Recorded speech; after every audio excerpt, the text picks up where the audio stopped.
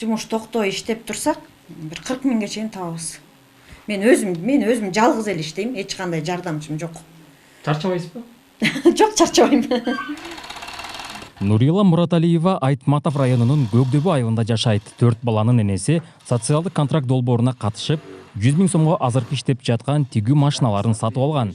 Кийимдерди үйдөн тигип, акча табып пайдасын көрүүдө. Азыр шүгүр ушу менен иштеп атабыз. Үйдө башка эч кандай иштей турган неме жок. Ушу менен тирлик кылабыз. Эмне заказ чыкса да тиге беребиз. Чындап эле аябай жакшы. Бир айлап күткөн бирке акчабызды монтип иштеп койсок 3 күндө табабыз. Азыр крой Бишкектин өзүнөн түз келет мага. Бир жакшы заказчигим бар. Двойка, кыздардыкы женский. Желет менен шым тигип атабыз. Нурила айымдын буйрутмага кийим тигип баштаганына 1,5 жылдан ашты. Карманыбыз 100 000 сомдун арты менен кыялындагы ишин баштап алганына кубанып олтурат. Анткени жашоо шарты жакшырып түшкөн кирешеге эми набайкана ачууну дагы пландап жатат.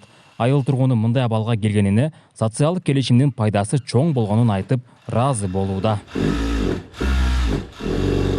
100 000 сом пайдасы тийди да. Тийген үчүн ушинтип бир айда 2000 мен 2 балага 2800 сом алчым. Анын жанында монтип машинка алгандан бери жакшы болуп калбады 40 000 сом деген. Сезон болбой калган учурда кышында бир 10 000 сом айланат. 10 000 сом тегереги. Анан сезон учурда иштеп коз жакшы чыгат.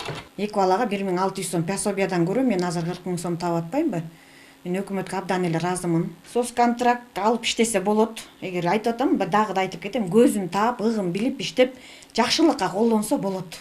Мамлекет социалдык келишим долбооруна катышам дегендерге көбүрөөк каржы бөлө баштаганын социалдык адистер билдиришти.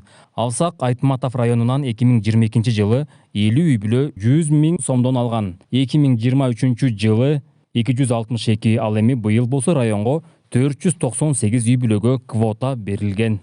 Бүгүнкү күндө 322 үй бүлөгө контракт түзүлүп, договор менен мал жандыктары көбүрөөк болуп атат. Ошо торпок, кой алып берип атабыз да.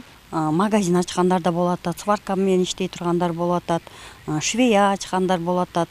Ушундай бал челектер бар. Мурун 100 000 сомго аз эле бир жумуштар жазып атсабыз, өздөрү менен аракет жасашып, уже 200-300 000 сомго чейинки киреше алып барылчу немелер жазып атат да.